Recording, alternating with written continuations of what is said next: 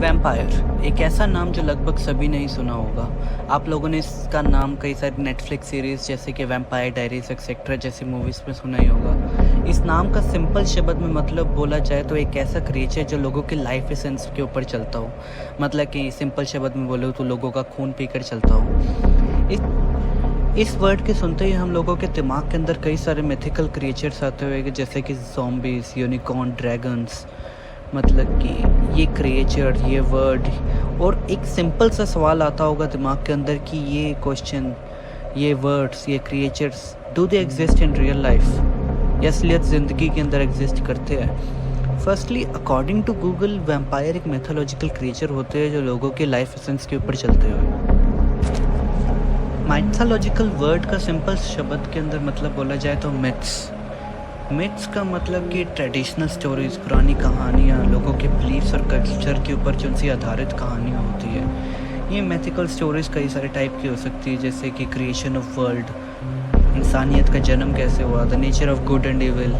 Mythological stories बहुत सारे type की है और इन शब्दों का एग्जिस्टेंस भी उन्हीं कहानियों से आया है। वैम्पायर के कॉन्सेप्ट को अगर हम लोग स्क्रॉल करें तो एक सवाल आता है कि फर्स्टली वैम्पायर कहाँ पर पाए गए। When was vampire actually found. Vampire word की बहुत ही बड़ी, लॉन्ग और कॉम्प्लेक्स थ्योरीज है कि इस क्रिएचर का ओरिजिनेशन एंशिएंट माइथोलॉजी के वर्ल्ड के डिफरेंट पार्ट्स में हुआ है। हर जगह इस क्रिएचर की अपनी एक कहानी है। मतलब कि देखा जाए तो ये क्रिएचर का जिक्र बहुत सारी जगह हुआ है। हर एक जगह इसकी अपनी एक कहानी और एक थ्योरी है। एग्जाम्पल के तौर पर देखा जाए तो एंशिएंट मेसोपोटामिया के अंदर एक रेफरेंस है, अर्लीस्ट रेफरेंस वैम्पायर क्रिएचर की तरफ जो एंशिएंट सुमेरिया के अंदर पाया गया था 4000 BCE के करीब। इस क्रिएचर का नाम था इकिमो। ये एक तरह का स्पिरिट और डीमन था जिसके पास एक एबिलिटी थी लोगों को पोसेस और उनके लिविंग को हार्म करने की। इसकी काफ़ी सिमिलरिटीज़ है वैम्पायर के साथ। दूसरी ओर देखा जाए तो एंशिएंट ग्रीस और रोम जैसी जगहों के अंदर भी बहुत सारी माइथोलॉजिकल कहानियाँ हैं कि एक क्रिएचर और एक स्पिरिट एग्जिस्ट करती थी जो लोगों का ब्लड कंज्यूम करती थी अपने आप को ज़िंदा रखने के लिए। लैमिया और इम्पोसा जैसे क्रिएचर्स इसका बहुत बड़ा एग्जाम्पल है। स्लेविक और बाल्कन जैसे रीजन्स के अंदर वैम्पायर शब्द खुद ही एक स्लेविक लैंग्वेज से आया है। इनकी कहानियों के अंदर भी बहुत सारे क्रिएचर्स एग्जिस्ट करते थे जो लोगों का खून पीकर जिंदा रहते थे। For example folklores. Indian culture के अंदर एक क्रिएचर एग्जिस्ट करता था जिसका नाम था पिशाचस। ये एक सुपर नेचुरल बीइंग था इंडियन थ्योरीज के अंदर। इसका जिक्र बहुत सारे पुराणास, वेदास और एपिक्स थ्योरीज लाइक महाभारत और रामायण के अंदर भी करा गया था। इस डीमन का एसोसिएशन था डार्कनेस और डेथ के साथ। ये फ्लैश और ब्लड को खाकर जिंदा रहता था। इसकी सिमिलरिटीज़ बहुत सारे वैम्पायर्स के साथ मिलती है। इसका फिजिकल बिहेवियर अगर देखा जाए तो वैम्पायर के साथ ही मिलता है। ऐसा लगता है कि पिशाचा शब्द को ही वैम्पायर में बना दिया। वैम्पायर के अंदर बहुत सारे ट्रेड्स होते हैं। इनके अंदर बहुत सारी एबिलिटीज़ होती है जैसे कि इमोर्टैलिटी। ये लोग बिना मरे जिंदा रह सकते हैं। इन शॉर्ट बोलो तो सेंचुरीज बीत जाएगी बट इनकी उम्र नहीं बढ़ेगी। ये लोग ब्लड कंजप्शन करते हैं। ये एक डिफाइनिंग ट्रेट है वैम्पायर का कि ये विक्टिम के अगर करते हैं ब्लड को ड्रिंक करते हैं। और इनकी बहुत सारी इन्हेंस्ड सेंसेस होती है जैसे कि night visions, hearing, smell etcetera. इनके पास बहुत सारी सुपर ह्यूमन स्ट्रेंथ्स भी होती है। इनकी मेन जो उनसी चीज़ होती है वो होती है रीजनरेशन एबिलिटी। इनके पास एबिलिटी होती है इंजरीज से हील होने की बहुत as fast as they can. और इनकी एक और एबिलिटी है शेप शिफ्टिंग की। बहुत सारी कहानियों के अंदर बताया गया है कि ये लोग सेंसिटिव होते हैं सनलाइट की तरफ।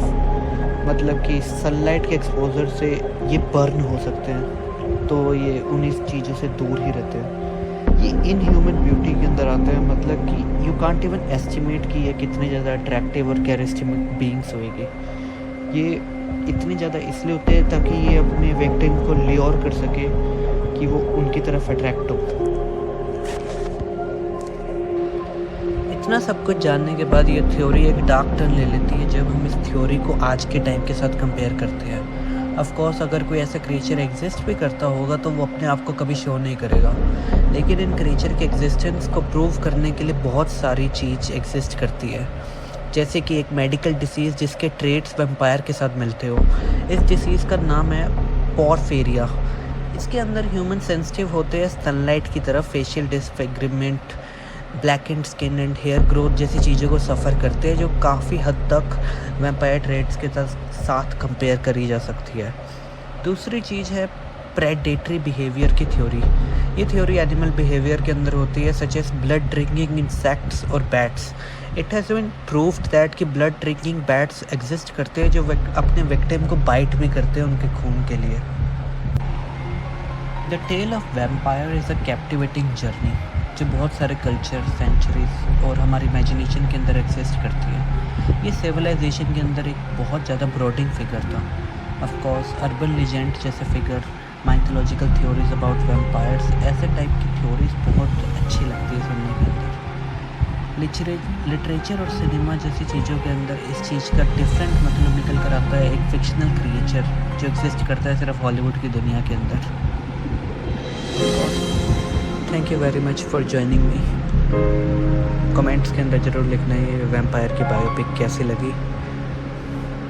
अब तक के लिए don't forget to like and comment and subscribe for on more exploration into the mysterious and fantastical world.